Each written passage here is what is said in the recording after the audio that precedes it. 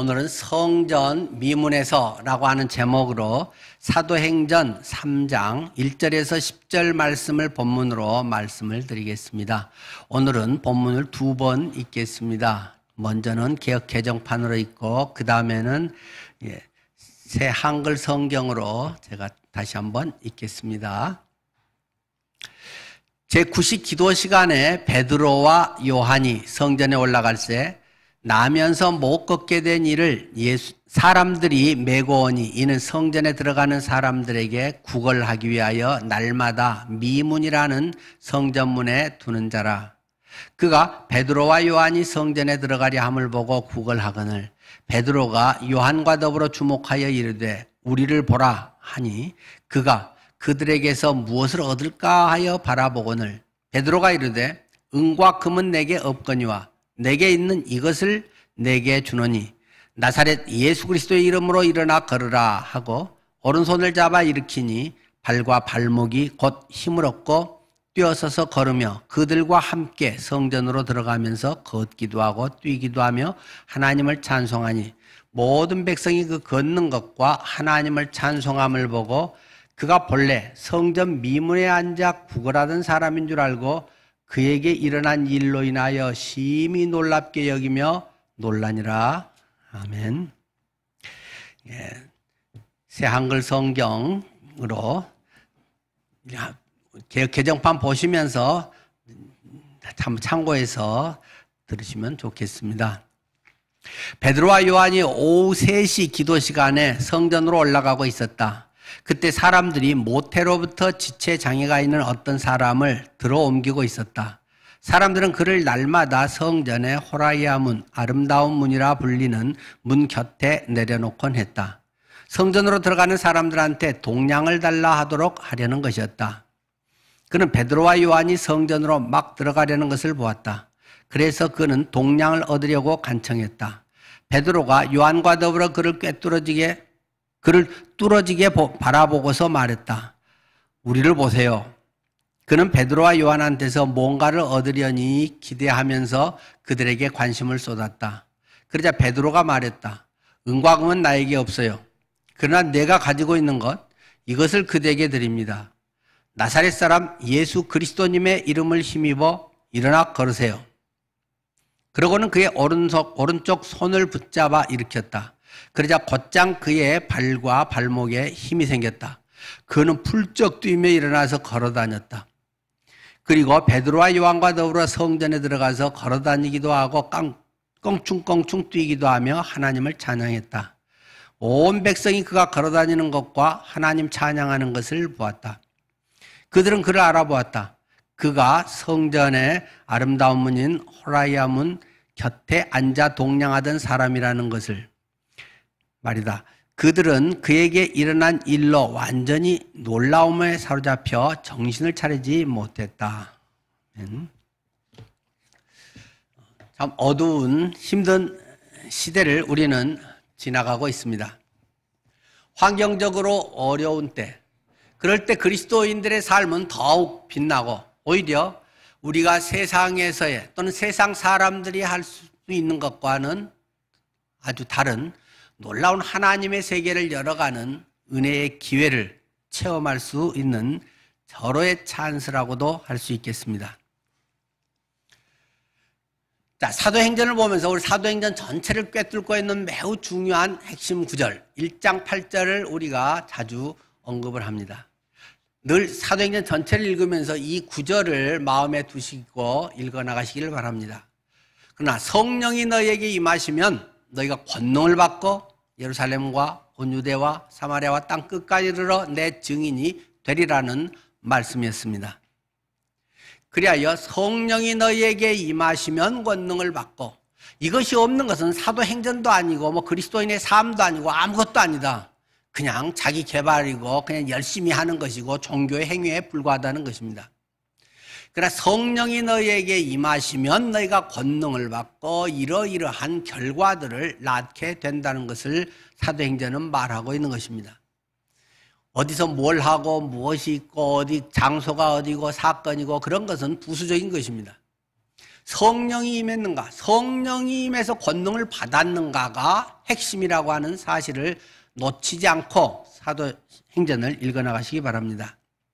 드디어 그 하나님께서 약속하신 것인 성령이 그들에게 임했습니다. 그때가 6월절 지나고 나서 50일째 되는 오순절이라고 하는 때였다라고 말씀하고 있습니다. 오순절에 성령의 강림이 임함으로 인해서 베드로가 놀라운 설교를 하게 됩니다. 베드로가 완전히 사람이 바뀌었다는 것입니다. 전에도 활발하고 열심히 하고 앞서긴 했지만 객기에 불과했고, 그러나 성령이 충만하고 나서는 완전히 새로운 뭔가가 다른 그런 모습이 그에게 나타나고 있다는 것을 말해주고 있습니다. 많은 사람들, 그와 같이 했던 120명 한 사람도 빠짐없이 각자 한 사람 한 사람이 전부 사모하며 그 자리에 있었던 사람들이 이 성령의 임하심을 체험하게 되었다라는 것입니다. 그래서 그들이 방언을 하게 됐다. 여기서 방언은 우리가 흔히 방언 기도하고 그런 것을 말하는 건 아니고, 그것은 고린도전서 12장에는 그런 내용이 나옵니다만은 여기서는 전적으로 외국어를 말하는 것입니다. 다른 지방의 언어, 다른 나라의 언어를 말하는 것이죠. 그래서 다른 사람들은 평생을 단어 공부하고 열심히 하고 이렇게 한데도 10분도 안 돼서 그들은 완전히 새로운 언어를 막 자기 말처럼 유창하게 해버렸다는 것입니다. 이걸 보고 본인들도 놀래고 딴 사람들도 깜짝 놀랐다는 것입니다. 어떻게 저런 일이 있을 수 있지? 뭔가가 지들 힘으로 하는 게 아니구나 하는 것을 확 보여줄 수 있는, 가시적으로 보여줄 수 있는 그러한 은사, 방언의 은사를 그들에게 주셔서 결국 그것이 하나님의 말씀을 전하게 하는 것임을 보여주고 있습니다. 너희가 죽인 그 예수, 그분이 바로 우리의 구세주다. 그분이 바로 너희의 죄를 위해서 죽으신 것이다. 그분이 바로 부활하심으로 우리가 거듭난 삶을 살겠다. 이 복음을 각자가 자기 모국어로 알아들어 먹을 수 있도록 이 방언의 은사, 이 외국어를 하게 한 것이고, 성령의 역사는 늘 복음의 역사와 일치한다는 것입니다. 하나님을 영화롭게 하는 것, 하나님의 복음을 증거하기 위해서 은사라든가 다른 것이 필요한 것이지, 다른 자기 만족이나 영적 능력이나 우월감이나 존경을 위해서 하는 것이 결코 아니라는 것입니다. 그래서 그들에게 복음이 전해지는 이러한 사건이 일어나니까 그들의 마음에 성령의 찔림을 줘서 어찌할꼬, 우리가 어찌할꼬, 내가 그 죄인이었네, 내가 그 잘못을 했구나, 나는 남들이 그러고 나는 그래도 보통은 된 줄 알고 나는 그래도 조금 낫다고 생각하고 중간은 되는 줄 알았는데 내가 정말로 제일 못된 놈이구나, 내가 정말 쳐죽일 놈이구나, 내가 죄인의 우두머리구나 하는 것, 그런 것들을 성령의 조명 가운데, 전에는 좀 컴컴하니까 지저분한 것도 잘 안 보이고 자기 자신도 속아왔는데 내가 이런 인물이라니 참 창피해 죽겠다 하고 인사청문회를 하게 되니까 대선으로 탁 나와서 뭘 하다 보니까 막 검증이 곳곳에서 되면서 전에는 괜찮았던 사람 같은데 어이구 저거 뒤에서 저런 짓거리 하고 다니네 하는 것이 하나님의 성령 앞에서 막 보인다는 것입니다. 그래서 그들이 하는 공통적인 고백은 우리가 어찌할꼬, 내가 어때야 되겠습니까? 어찌야 내가 삽니까? 나는 괜찮고 이 정도로 살면 되는 줄 알았는데 아니네요 하는 절절한 고백이 나오고, 회개하라, 네 삶을 돌이켜라, 그렇게 살면 안 되는 것이다. 자기 실현과 자아 만족과 자기 자랑 속에 살았던, 자기의 욕구 만족을 위해서 살았던 그따위 인생을 이제는 돌이켜라. 하나님이 너를 창조하신 목적을 기억해라. 하나님이 에덴 동산에서 사람을 창조하시고 하나님의 나라를 이루고자 했던 그 하나님의 뜻이 너의 삶 속에 나타나야만 하는 것이다 하는 것들을 깨닫게 하는 것입니다. 그때 내 인생 헛살았구나, 나 철이 없었구나, 나만 알고 살았구나, 내 하고 싶은 게 그것 하면 나는 성공한 줄 알았더니 이런 철없는 삶이었구나 하는 걸 비로소 깨닫게 됐다라는 것입니다. 그래서 그들이 회개하고 그날에 3,000명이나 침례를 받고 교회에 몸으로 붙여졌다라는 것이 앞에 있었던 2장의 내용입니다. 그 결과로 어떻게 되냐? 그렇게 되니까 와 천국 간다, 지옥 안 가서 좋다 정도가 아니라 그들의 삶의 태도가 행동으로 달라졌다. 돈 쓰고 시간 쓰는 것으로 달라졌다. 돈 쓰고 시간 쓰는 것이 그 사람을 증명하는 것이지 자의 믿음의 신앙의 고백으로 주님이 날 사랑해요, 구원받았어요, 좋아요, 천국 가요, 그것은 맞을 수도 있고 아닐 수도 있는 것이다. 그것이 어떻게 진짜인 줄 아느냐? 그렇게 달라졌으면 돈 쓰는 게 달라지는 것이다. 시간 쓰는데 뭘 중요하게 여기는 것이냐? 사람이 꼭 돈이 없어서 못하고 시간이 없어서 못하는 건 아닙니다.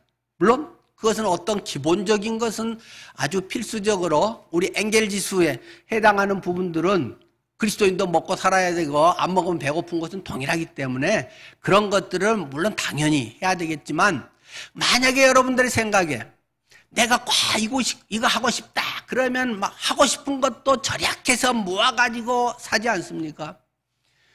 그런 것이 생길 수밖에 없는 것이다.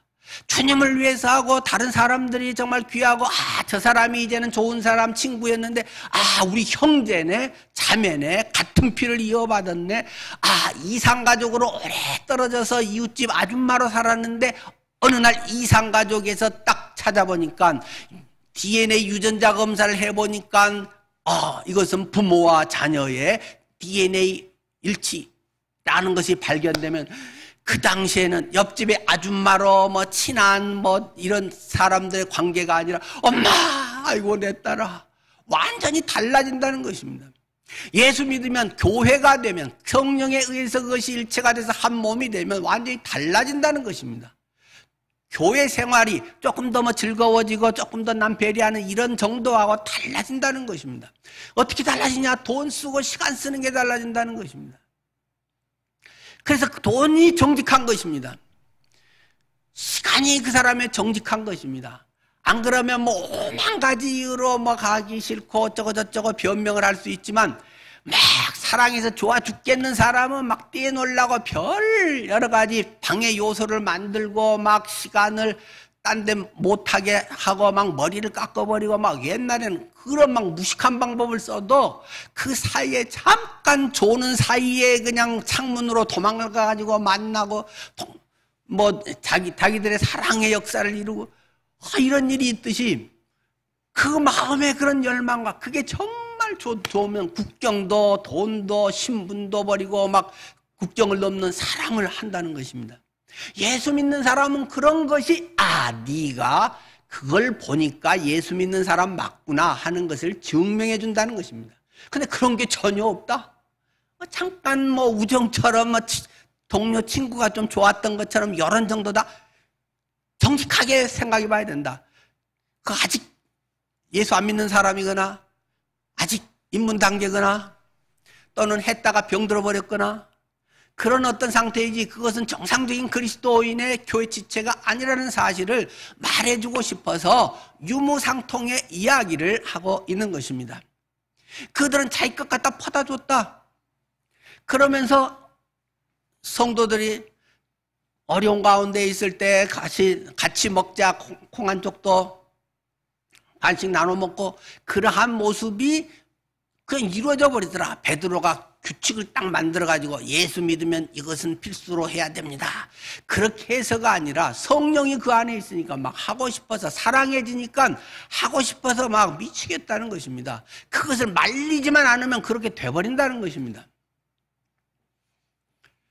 그렇게 해서 초대교회가 그렇게 해서 모여서 만나고 우리끼리 좋아 죽겠네가 아니라 주님을 영화롭게 하는 그런 삶을 살았다 하는 구체적인 것으로 성령의 임재의 모습을 우리에게 보여주면서 2장을 마무리했고 3장에 탁 넘어와서 성전 미문 앞에 앉아있던 평생 걸을 수 없었던 다리찢체 장애인의 이야기를 하고 있다는 것입니다.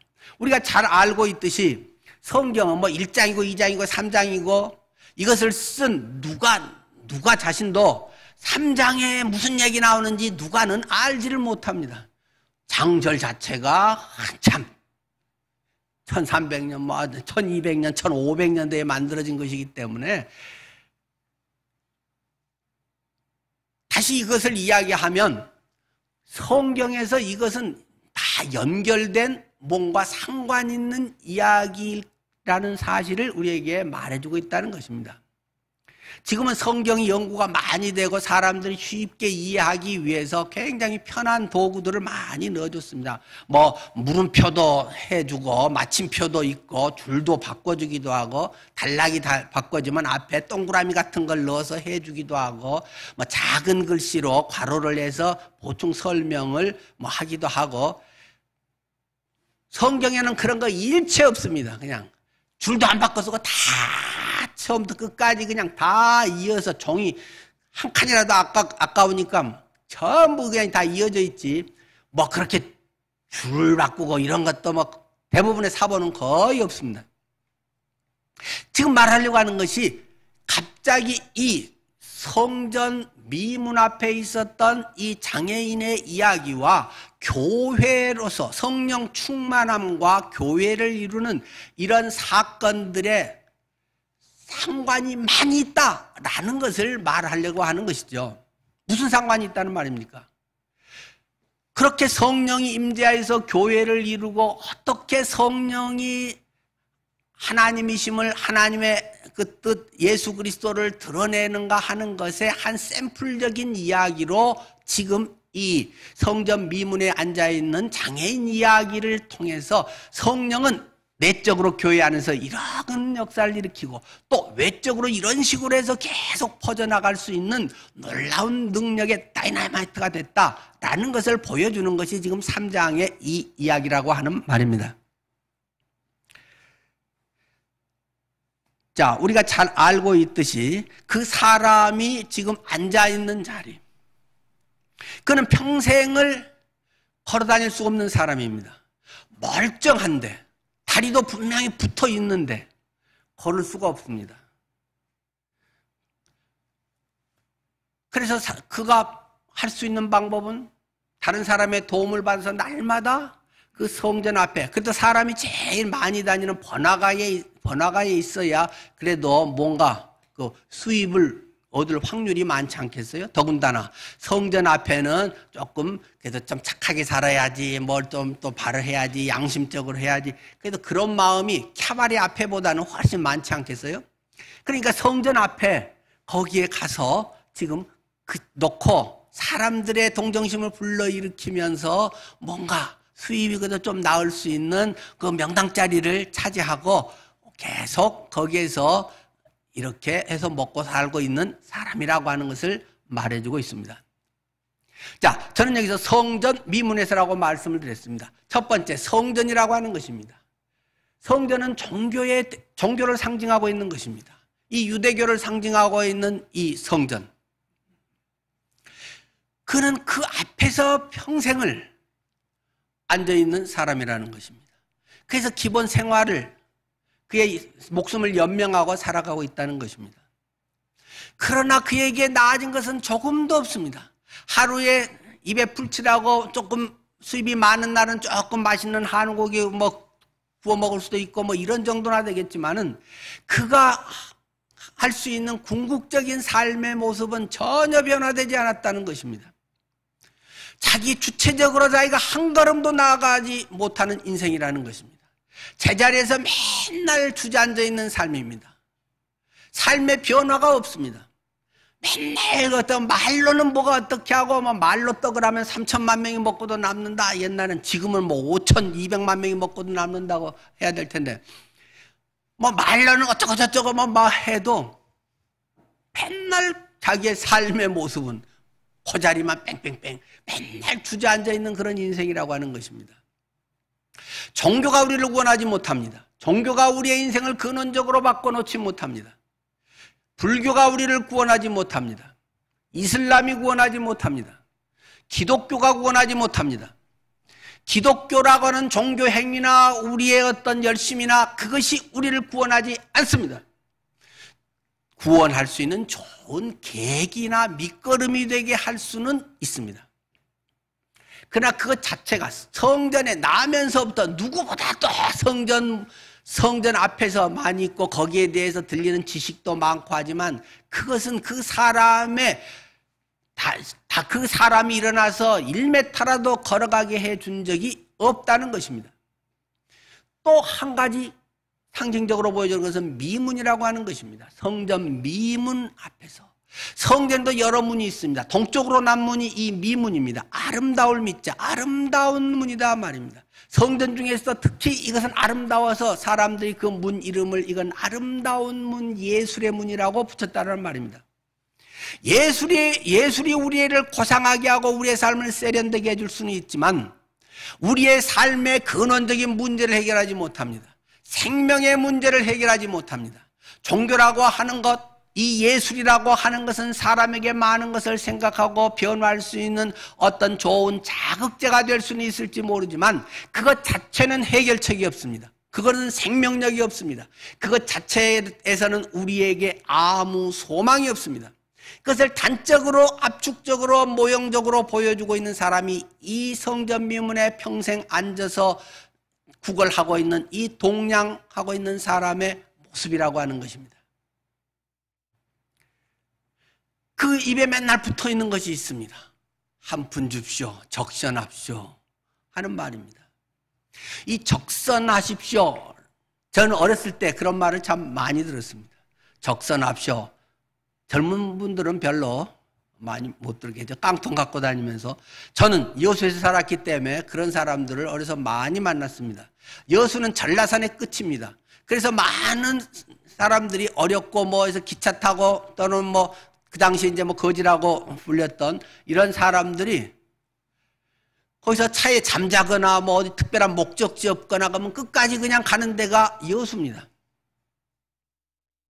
여수 그래서 다음에 다 내렸어요. 아유 하고 깨우고 나가요. 뭐 승무원들이 말하면 이제 그냥 나와서 깡통 하나 들고 구걸을 많이 합니다. 그러면서 그분들이 늘 했던 이야기가 저는 아주 어렸는데도 계속 그대로 귀에 남아 있습니다. 적선합시오. 적선은 무슨 적선입니까? 지금 같으면 돈 좀 주세요. 뭐 배고파요. 그렇게 이야기했지만 그 당시에는 상당히 운치가 있었던 것 같아요. 이 동양에서의 계속 내려와 있는 사상이 적선 사상입니다. 적선, 쌓을 적자, 선할 선자. 선을 쌓는다. 선을 쌓는 적선 사상. 뭐 중국의 뭐 한문으로 뭐 늘 있잖아요. 적선지가의 필유여경이라. 선을 쌓는 집안은 반드시 경사스러운 일이 있다. 반드시 그 집안은 잘 된다. 그래서 선을 늘 이렇게 많이 쌓아라 하는 것은 뭐 동양에서의 아주 기본적인 사상입니다. 이것은 근동이나 이런 데 지금도 마찬가지입니다. 지금도 몽골도 마찬가지고 그 베두인족들도 마찬가지고 거기에서 어떤 손님이 오면 그들은 자기 식구들 이상으로 극진히 대접을 합니다. 뭐 이슬람도 철저히 그런 걸 믿고 뭐 라마단이나 그런 데서도 마찬가지잖아요. 내가 오히려 먹을 거 없어도 손님은 극진히 대접을 하는 것이 그들의 기본입니다. 그렇게 하지 않은 것은 큰 죄로 여기고 그 공동체에서 오히려 그 배제가 되는 것이 그들의 현재도 그런 습성입니다. 왜 그렇습니까? 그렇게 해야 공동체가 살고 죽지 않은 것입니다.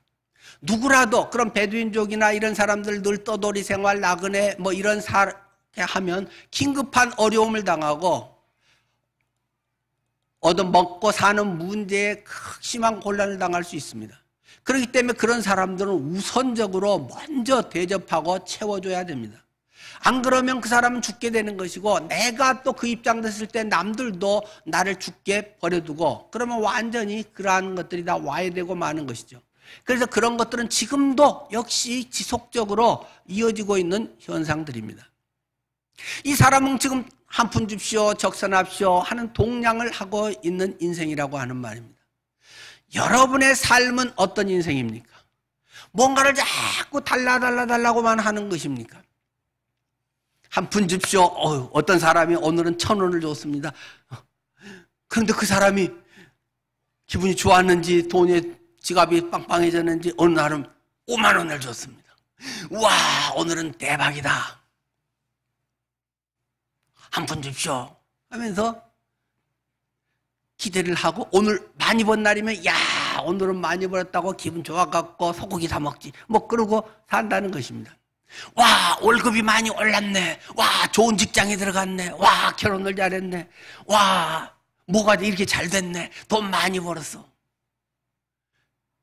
하나님 돈 잘 벌게 해주세요. 안 아프게 해주세요. 뭐가 이렇게 되게 해주세요. 뭐 해주세요. 거의다가 다 해달라는 것이 많은 사람들의 본 모습이라고 하는 것입니다. 왜 사니? 뭐 할 거니? 왜 직장 다니니? 먹고 살기 위해서요. 거기서 조금 세련되고 먹고 살만하면 거기에 한자가 붙습니다. 잘자가 붙습니다. 잘 먹고 살게. 잘 먹고 잘 살게. 그 잘 살게라고 하는 것은 무엇입니까? 남을 퍼주겠다는 것입니까? 고상하고 세련되고 뭔가 있어 보이고 뭐 그렇게 하면서 다 여유 부리고 뭐 그런 것을 잘 사는 것처럼 많이 이야기를 합니다. 잘 먹고 잘 사는 거. 이 동양 인생. 어쩌다 누가 5만 원을 줬어. 와, 이것을 했는데 이게 대박이 났어. 거기에 기쁨이 있습니다. 삶의 목적이 그런 데가 있습니다.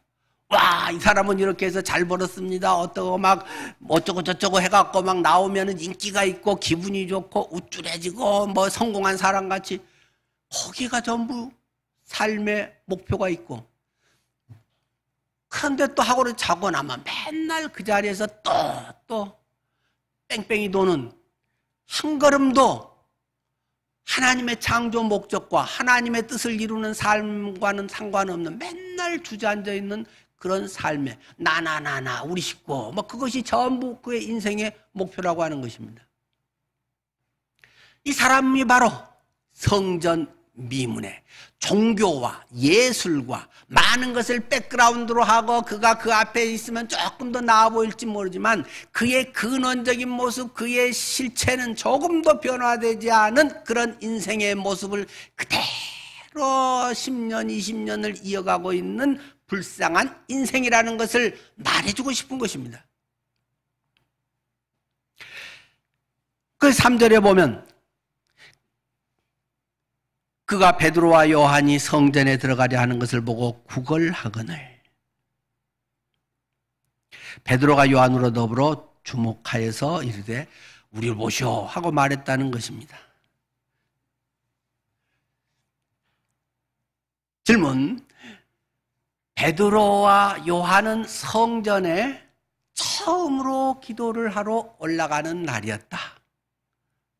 아니면 늘 특별히 12시하고 그 오후 3시는 그 유대인들에게 정해진 기도 시간이에요. 더 열심히 사람은 오전 9시, 12시, 3시고 곧 기본은 최소한 12시하고 3시는 그 기본으로 그 이스라엘 사람들, 유대인들은 다 그 기도를 해야 되죠. 뭐 이슬람 사람들 지금도 뭐 6번인가요? 몇 번인가요? 그 맨날 기도하잖아요. 그 기도하는데 그날 처음 갔다. 아니면 늘 갔다. 어느 것일까요? 늘 갔던 것입니다. 자, 이 사람은, 이 장애인은 처음 그 자리에 나왔다. 아니면 늘 그 자리에서 있었던 사람이다. 어느 것일까요? 네, 앞에서도 다 얘기했듯이 늘 있었던 사람입니다. 그런데 늘 만났는데 늘 하던 것인데 일상적으로 늘 만났는데 어느 순간에 스파크가 팍 일어났다는 것입니다. 여러분의 삶에는 그런 일이 어떤 것이 있을까요? 늘 직장에서 보고 그냥 해서 뭐 직장 상사고 부하 직원이고 뭐 이러는데 어느 순간에 이성으로 보이기 시작해서 스파크가 팍 일어나서 결혼을 하는 경우도 있습니다. 그냥 늘 보통으로 일상 지나던 그런 동네 아주머니가 어느 순간에 나와 긴밀한 관계에서 의자매를 맺고 내 인생에 큰 기쁨과 힘이 되어주는 경우도 있습니다.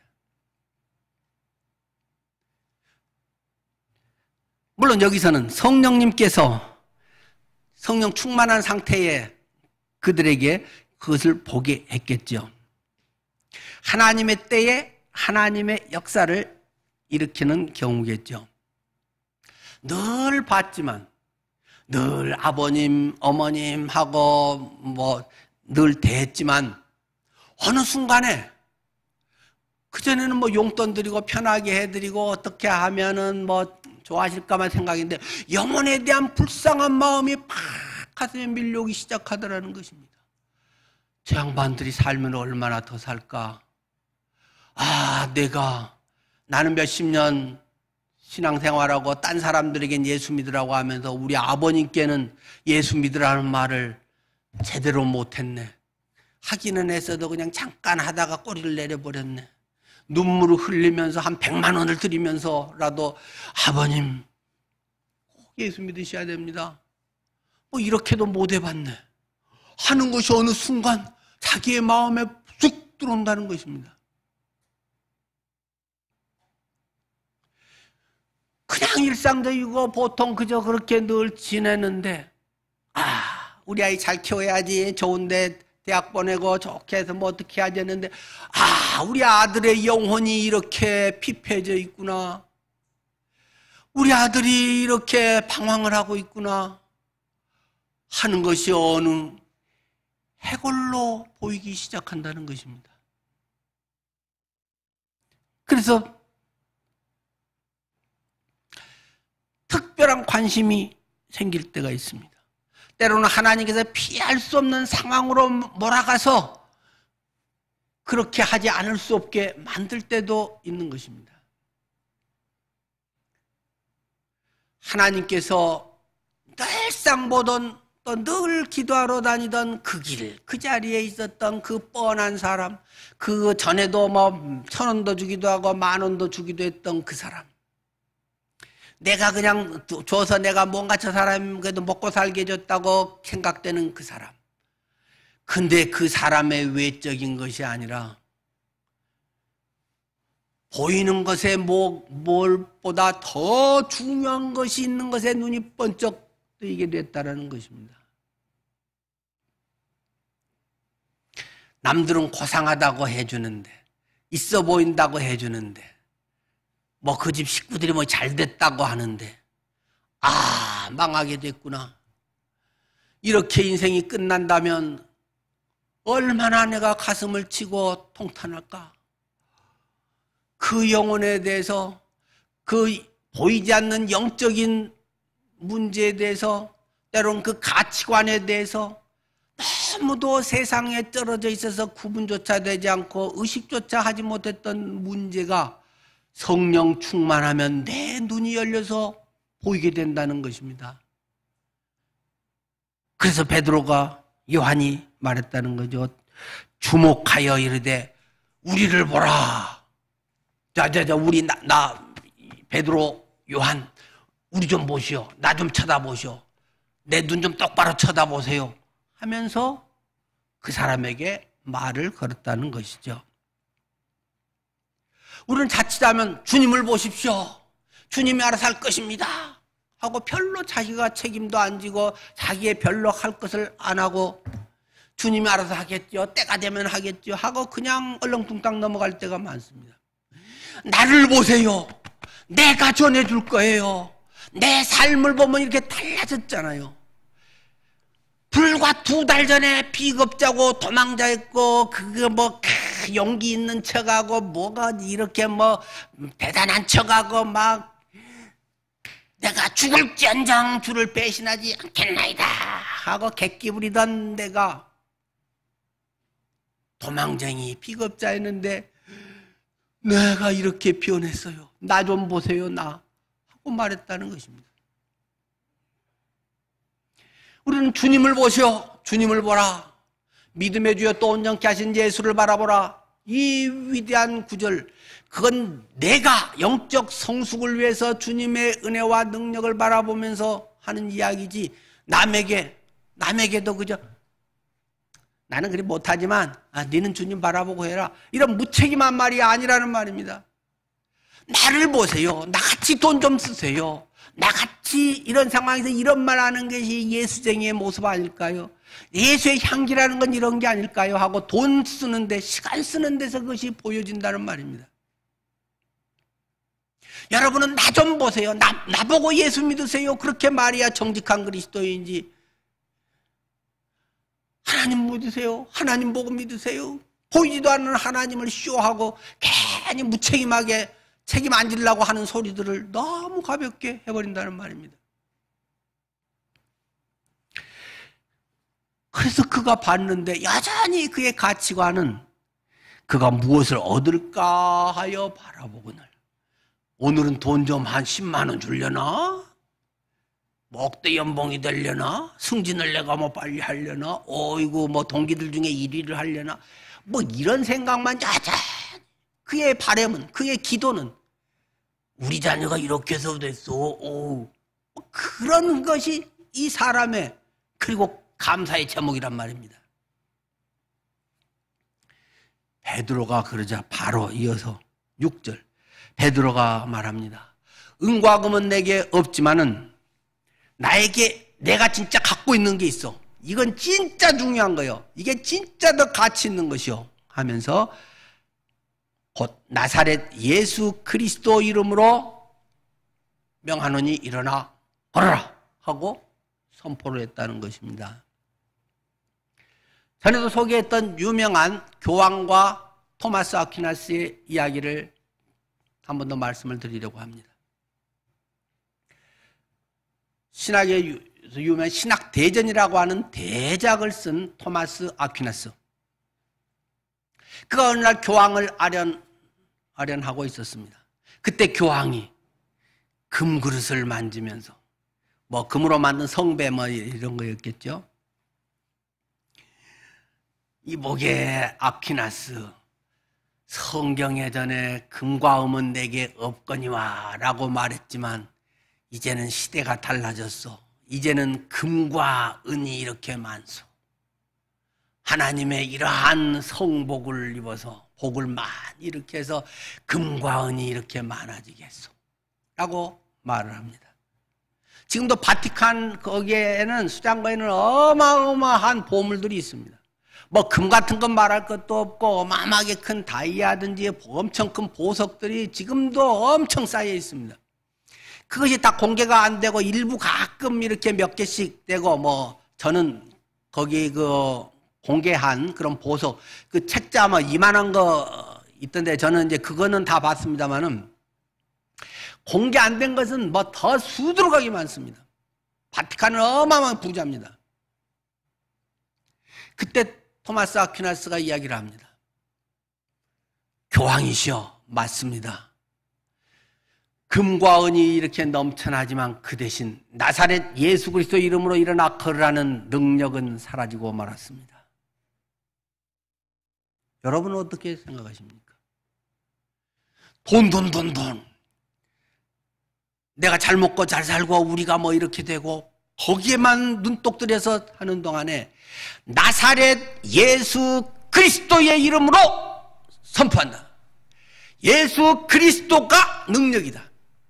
그리스도로 평생 일어나지 못하고 밤낮 그 자리에만 주저앉아 있었던 사람이 이제는 참으로 가치 있는 것을 향해서, 남을 향해서 나가고 걷고 뛰고 그의 전혀 새로운 인생을 살게 되었다는 그 능력이, 여러분은 예수 그리스도를 믿고 여러분 속에서 경험되고 있습니까?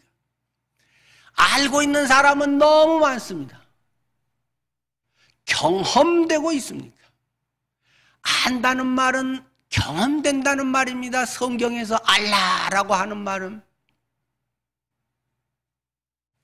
내 속에서 체험되어져서 아는 것, 그것을 헬라어 기노스코라고 하는 안다라고 하는 단어라고 뭐 여러 번 말씀을 드린 적이 있습니다.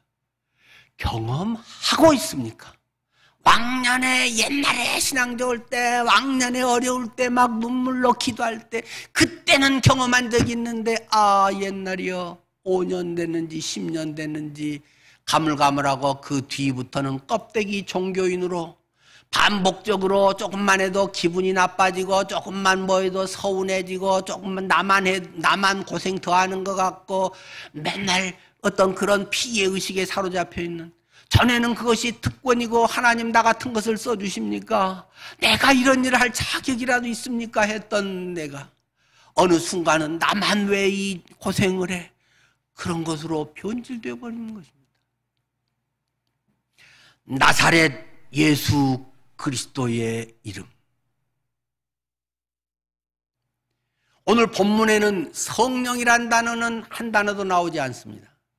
사도행전이 성령 행전이라고도 말했고 성령이란 단어에 밑줄을 그어서 한번 읽어보십시오라는 말씀도 드렸습니다. 그러나 오늘 본문은 성령을 너무나도 명확하게 선명하게 우리에게 이야기하고 있습니다. 무엇입니까? 나사렛 예수 그리스도의 이름, 성령입니다. 성령님은 나사렛 예수 그리스도의 이름을 통해서 이름 가운데 일하시는 분입니다. 성령이란 말 자체가 거룩한 영, 예수의 영, 하나님의 영이라는 말입니다. 예수의 영, 예수 그리스도의 이름, 그것이 성령이라는 말입니다. 성령의 능력으로 성령이 너희에게 임하시면 너희가 권능을 받고, 성령의 능력이 사라져버린 그리스도인은 불쌍한 그리스도인입니다. 직분이 뭐든 교회를 얼마나 오래 다녔건 그는 성전 문 앞에 고상한 척하는 미문 앞에 장애인일 뿐이라는 것입니다. 그 말을 하고 싶어서 이 3장에 누가는 지금 이 이야기를 하고 있습니다. 물론 나사렛 예수 그리스도라고 하는 것은 우습게 여기던 그것이 사람의 차원에서는 별 볼일이라는 웃긴 것 같은 것이 하나님의 차원에서는 완전히 그것을 뒤바꿔버리는 능력임을 보여주는 것이기도 하고, 또한 더 중요한 것은 구약에서의 하나님의 예언, 그것이 그대로 성취되었다. 예수님에 대한 이사야라든가 미가라든가 뭐 다른 여러 예언들이 예수 그리스도, 나사렛 예수 그리스도 안에서 그대로 성취됐다는 것을 입증하고 있는 말이기도 합니다. 그래서 7절, 8절을 보면 굉장히 무모한 짓을 베드로, 요한은 하고 있는 것입니다. 이건 우리 상식적으로 봐서 이러면 안 되는데 성경은 이렇게 무식한가 모르겠어요. 오른손을 잡아 일으키니 발과 발목이 곧 힘을 얻고 뛰어서서 걷고 그들과 함께 성전으로 들어가면서 걷기도 하고 뛰기도 하며 하나님을 찬미하니, 그냥 막 펄쩍펄쩍 뛰고 막 난리가 났다는 것입니다. 펑펑 뛰면서 막 발작거리고 좋아 죽겠어서 막 성전 들어갔다는 것입니다. 저는 재활병원에서 오래 온목의 그 사역을 했기 때문에 재활병원 환자들의 치료 과정을 잘 알고 있습니다. 여러분, 깁스만 하더라도 좀 부러지거나 금 가서 뭐 깁스만 했다가도 그게 한 2달 만에 뭐 풀고 그러면 벌써 하얘지고 근육이 다 빠져가지고 가늘어지고 힘이 없잖아요. 바로 깁스 풀고 그날에 막 뛰고 이러면 다시 깁스해야 됩니다. 서서히 근육 운동을 해서 근육을 다시 키우고 서서히 이렇게 해야지. 지금 바로 해가지고 막 10분도 안 됐는데 바로 오른손 잡아 일으키니 그거 막 뛰어서서 걷고 난리를 막 하고 있는 것입니다. 사람들의 치료의 방법과 때로는 하나님의 치유의 방법은 영 다를 수도 있습니다. 사람들이 1년 걸려서 할 일을 하나님은 10분 만에 할 수도 있습니다. 오히려 그러면서 더 와, 이건 하나님이 하신 것이네 하고 보여주는 기회도 되지 않을까요? 그러면서 걷고 뛰기도 해서 하나님을 찬미했다. 지가 언제 뭐 성전 안에 들어가서 예배하지도 않았는데 하나님을 찬미할까요? 이 점은 성전 문 앞에 있었던 어떤 장점이 아닌가 싶습니다. 서당계 3년이면 뭐 풍어를 읊고, 10단계 3년이면 라면을 끓이고, 뭐 이런 이야기처럼 이 사람이 성전 미문 앞에 뭐 몇 년을 앉아 있었기 때문에 늘 이런 거 뭐 기도 소리 또는 찬양 소리를 막 늘 들었지 않겠어요? 막 다 외우지 않겠어요? 지금도 막 이슬람 같은 데는 시간 되면 막 마이크로 대놓고 계속 막 기도문 하고 그러니까 막 선교사님들도 처음 가면 머리가 아프고 막 영적 싸움에서 엄청 피곤하다는 말씀들 많이 하시죠. 근데 늘 거기에 있었던 장점이 여기서 있는 것 같아요. 그 전에 주워 들었는데 뭐 성경을 읽으면서 뭐 알았던 거고 교회에서 졸면서도 듣던 거고 뭐 주일학교에서 나도 가르친 적도 있는 거고 근데 나도 그걸 잘 몰랐는데 나도 그걸 지식으로 알았지 나의 영으로 깨닫고 나의 삶으로 변화되지 않았는데 이때 딱 달라지고 보니까 그가 영적으로 정신적으로 신체적으로 그가 바로 되다 보니까 아하 그거구나 하고 그게 나의 찬양으로 막 터져 나왔단 말입니다. 그런 점에서는 모태신앙이나 자체가 성숙이라든가 구원을 보증하는 건 아니지만 그래도 훨씬 그것은 나중에 주님과 이게 딱 만남이 되면은 엄청 성숙하게 삶을 제대로 살 수 있는 굉장히 좋은 밑거름이 되죠. 이 사람이 맨날 차바리 앞에 앉아서 동량을 구했다. 그러면 그냥 좋아갖고 막 펄쩍펄쩍 뛰면서 야 남들 춤추는데 나는 못 추고 하면 막 거기 뛰어들어가서 막 반짝반짝한 데서 막 춤추고 난리 부르스를 쳤을 것입니다. 어떤 데서 여러분은 있을까요? 우리의 자녀들이 어려서부터 신앙생활하고 교회 생활하고 직분을 받고 하는 것 자체가 뭐 하나님의 자녀가 되거나 특별한 건 아니지만 그러나 예수님을 영접하고 나서는 그것이 굉장히 의미 있는 매우 중요한 것이라는 말입니다. 그러니까 아직은 몰라도 일단은 그렇게라도 하는 것이 뭐 유익은 훨씬 되겠죠. 그러나 그렇게만 끝나면 대부분의 성전 문 앞에 뭐 이렇게 구걸하고 장애인들이 한두 명이었겠습니까? 대대로 이랬는데 그냥 그런 사람처럼 뭐 끝나버렸겠죠. 그러나 이 사람은 나 좀 똑바로 보셔. 그래서 탁 쳐다봤다는 것입니다. 아이고 귀찮게 하지 말고 아유 한 10,000원짜리나 하나 넣고 가요. 이러지 않았다는 것입니다. 눈을 딱 쳐다보면서 뭔가 조금 다르네? 평소하고 좀 틀리네? 하면서 그 말을 들었다는 것입니다.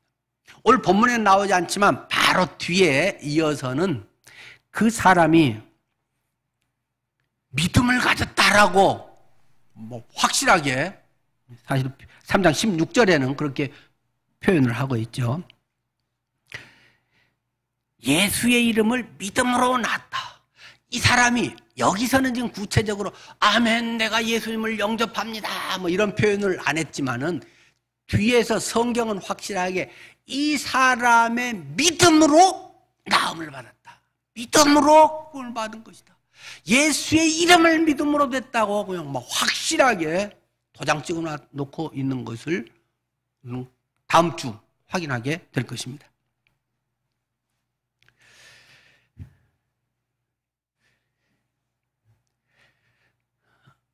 오늘날 저는 이 대목을 읽으면 굉장히 부럽습니다.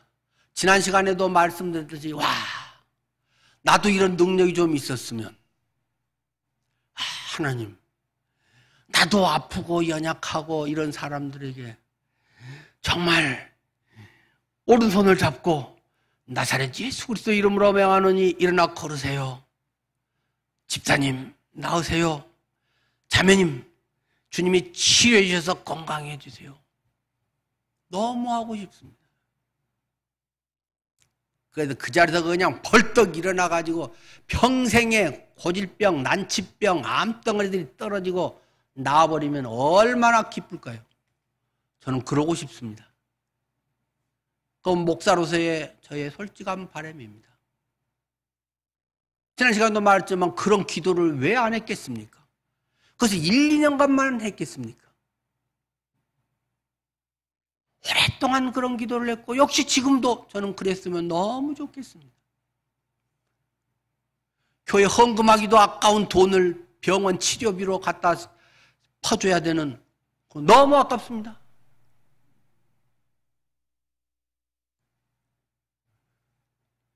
제가 그렇게 막 손을 대은즉 나으니라. 능력의 종 김효연. 이러면 얼마나 좋을까요? 그러나 하나님은 저 같은 사람을 불쌍히 여기시는가 봅니다. 그러면 너는 사람이 못될 놈이야. 네 능력으로 하고 네가 잘해갖고 한 거. 처음에는 주님의 능력입니다. 주님이 하셨습니다.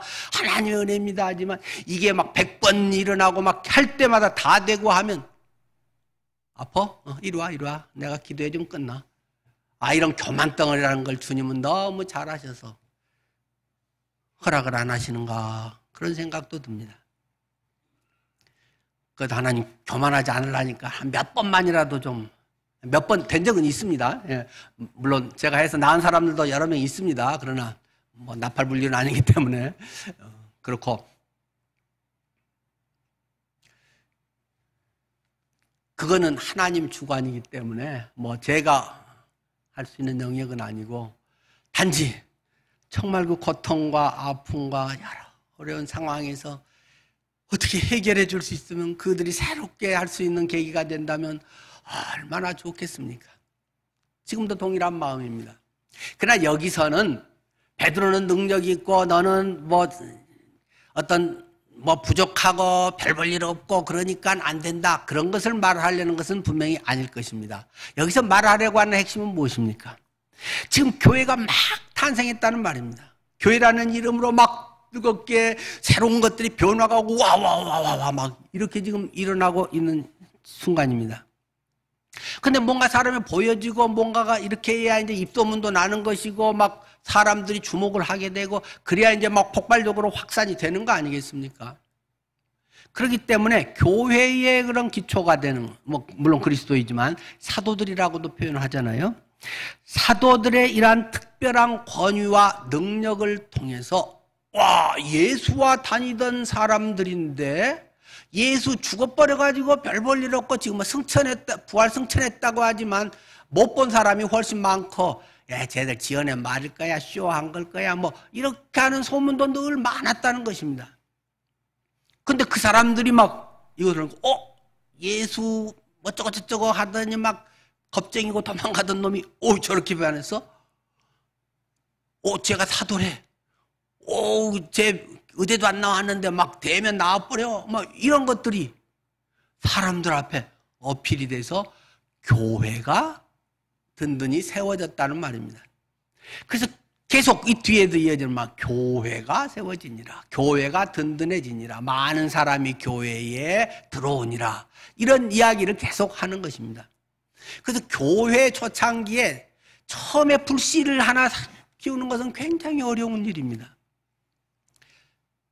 그 불씨를 하나를 제대로 그래도 피우지 않으면 어떻게 되겠습니까? 다 곧 또 이제 핍박으로 물러 어디 가고 막 순교당하고 그래야 되는데 그렇기 때문에 하나님이 폭발적으로 이런 초기에 이런 역사를 베풀어 주신 샘플적인 이야기가 바로 여기에 기록되어 있는 것을 보게 됩니다.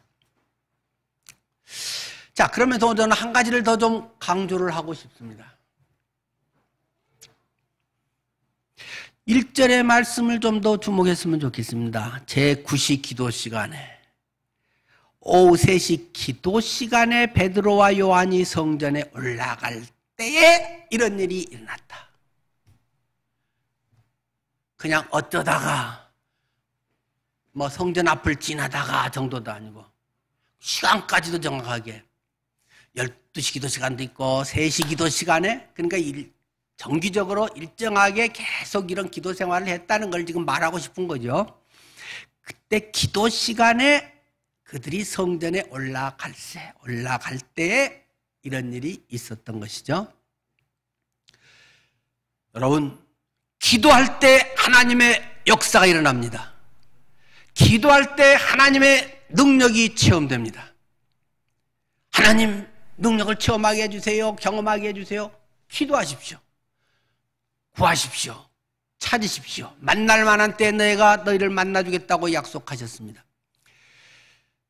아직 성전에 들어가서 기도하고 무릎 꿇지도 않았을 때입니다. 그러나 벌써 기도 시간 기도하러 가야지 하고 벌써 약고 거기까지 다 왔다는 것입니다. 이미 그의 자세는 기도의 삶입니다. 기도가 이미 그 속에 일어나고 있는 것입니다. 벌써 기도의 그런 자세가 딱 돼 있고 체질화되어 있다는 것입니다. 기도할 때 하나님께서 이런 사람을 만나게 하고 일상적으로 맨날 봤던 사람이 새로운 각도에서 새로운 영혼에 대한 새로운 우리의 인생의 가치관으로 내 속에 팍 필이 꽂힌다는 것입니다. 성령의 음성이 들린다는 것입니다. 성령이 말씀하십니다. 야, 오늘도 그냥 동량 한 푼 주고 지나갈래? 저 영혼 저러다가 평생 끝날 텐데 니한테는 정말 중요한 게 있잖아. 살리는 권세가 있잖아. 네가 복음을 전하면 저 영혼이 천국으로 옮겨질 수 있는데 우울증과 고통과 좌절에 있는 저 사람이 새로운 삶으로 완전히 변화된 삶을 살 수 있는 예수의 이름이 너에게 주어져 있는데 주님은 우리에게 부담을 주십니다.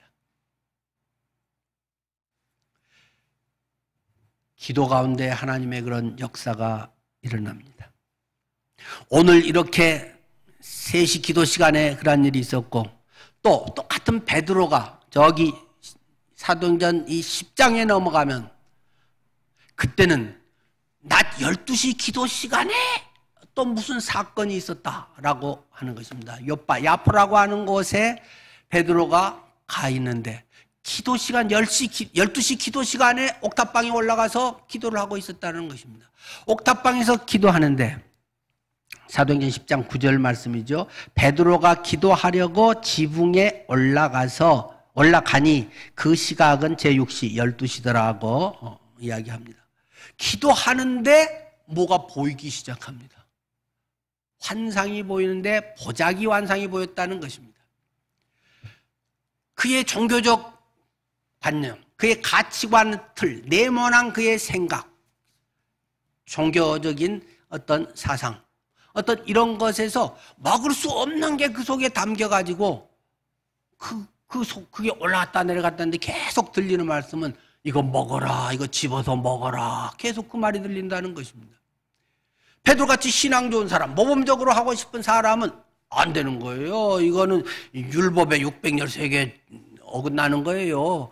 하나님 문어를 어떻게 먹으라고요? 하나님 비닐 있고 지느러미 있는 오리만 먹어야 되잖아요. 어떻게 돼지고기 삼겹살 보쌈을 먹으라고요? 이거는 되새김질하지 못하는 거잖아요. 먹으면 안 되는 거잖아요. 하고 아주 성경 공부를 잘해가지고 그 안 되는 이유를 아주 믿음 좋은 채라고 하나님을 잘 아는 채라고 막 이야기를 합니다. 하나님이 3번 오락내락 하면서 싹 걷어가 버리셨다는 겁니다. 그때 문 두드리는 소리가 들렸다. 역시 베드로 사도라고 하는 분이 계십니까? 누군데요? 우리는 저기 고넬료라고 하는 사람이 보냈는데요. 여기 가면 베드로가 있다고 해서 모셔와서 좀 설교를 들으라고 해서 모시러 왔습니다. 고넬료가 누군데? 어쨌든 모르지만 그것도 뭐 환상을 보고 어쩌고 저쩌고 뭐 이런 거에서 그냥 지어낸 말은 아닌가 보다 하고 갔다는 것입니다. 그래서 막 설교를 했더니 막 성령이 임해버렸다는 것입니다. 그래서 사도행전에서 구체적으로 예루살렘과 온 유대와 사마리아와 땅끝까지 이방인 전도의 문이 확 열려버렸다라는 것 아닙니까? 그래서 그 이후로 이제 나중에 바울이 1, 2, 3차 하면 전도 여행을 하게 됐다는 거 아니에요. 베드로가 그렇게 해서 첫 문을 열어주고 이방인 사도로 선택받은 바울이 이제 그 문을 열고 젖히고 나가서 그냥 막 세계로 복음을 전한 이것이 사도행전의 내용 아닙니까? 12시 기도 시간에 기도할 때 환상을 보여줍니다. 편견을 깨뜨리게 합니다. 성경에서 내가 알고 있고 내가 규정 지어놓은 나의 생각, 나의 틀, 나의 취향, 호기심 그런 것들을 깨버리고 유대인만 구원을 받지 선민이 아닌 이방 것들이 어떻게 구원을 받아? 라고 생각했던 베드로를 여지없이 깨버렸다는 것입니다. 이미 오래전 요나서에서 이방인의 선교에 대해서도 이야기했지만 그런 것은 별로 마음에 두지 않았습니다. 자기만의 우월의식, 나만의 신앙에 조금 더 뭐가 있는 것 같고 내가 더 나은 것 같은 이런 교만의 그러한 것이 사정없이 박살이 나고 성령이 임하니까 이방인에게도 성령이 임하네. 나중에 그걸 알고는 막 예루살렘에서 다른 사도들과 딴 사람들도 베드로 너 가서 무슨 짓거리 한 거야 이게 도대체 말이 돼? 회개하셔 막 베드로를 막 대들고 난리라니까 베드로도 나도 몰라. 사람들이 와 설교하라고 설교해갖고 예수 그리스도 이야기를 했더니 막 그리 돼버린 걸 나보고 어쩌라고. 내가 그렇게 막 성령에 임재해 주세요 그런 기도한 것도 아니고 그냥 예수의 복음을 전했는데 성령이 임재해버린 걸 내가 그럼 어떻게 막어? 그래? 대체 이거 어떻게 된 거야? 그래가지고 이방인도 구원 받을 수 있구나 해가지고 복음의 빗장이 열렸다는 것이 예루살렘 교회나 뭐 이제 그 뒤에 계속되는 이야기 아닙니까? 뭘 해야 될지 모를 때는 기도하십시오. 유명한 사도행전 16장에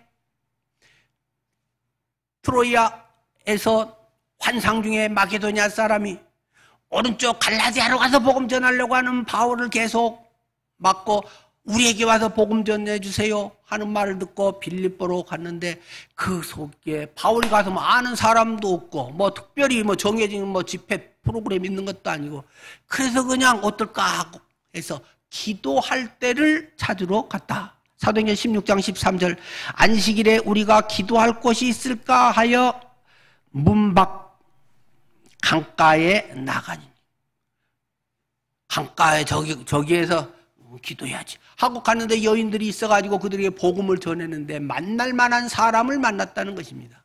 상당히 고급 옷감 장사했던 자주 옷감 장사 루디아라고 하는 여인을 거기에서 만나서 아주 하나님의 전적인 찐팬을 만나가지고 하나님의 복음이 확산되는데 그 루디아가 그 돈을 해서 그 할 수 있는 것들에 여러 가지 경제적인 것도 헌금을 많이 해가지고 그런 것도 하고 아는 사람이 많기 때문에 이 사람에게도 저 사람에게도 막 연결해줘서 복음을 전하고 이래가지고 막 빌립보가 막 변화가 나고 그게 또 굉장히 놀라운 충격적인 하나의 사건에 그런다고 해서 뭐 인기 있는 것도 아니고 감옥 들어가서 죽으라고도 터지고 했더니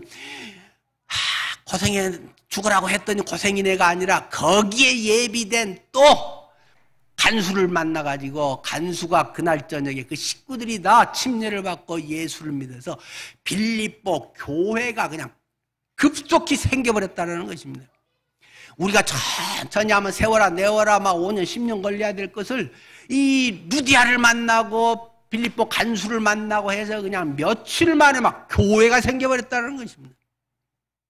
그 중요한 이 빌립보 알렉산더 대왕의 아버지인 필리포스 2세의 이름을 따서 지어진 도시 필리포스 그곳에서 그런 중심 상당한 도시에서 그런 일이 일어나니까 서방 이쪽에 복음 전하는데 그냥 막 확 힘이 생겼다. 뭐 그것이 지금 그래서 주 예수를 믿으라 그리하면 너와 내 집이 구원을 얻으리라 16장 31절의 이 위대한 이 구절이 거기에서 막 탄생하는 거 아니겠습니까? 뭘 해야 될지 모를 때 고민이고 사람들에게 전화하고 3명 이상 전화하지 마세요. 3명들은 이 얘기 들었으면 다 들은 거예요. 더 들으면 헷갈려요. 2-3명한테만 하고 사람들의 객관성도 조금 필요하니까 하고 기도하십시오. 하나님을 또 어떻게 해야 됩니까? 하나님은 뭘 합니까? 우리 인간에 보는 건 이것밖에 없는데요.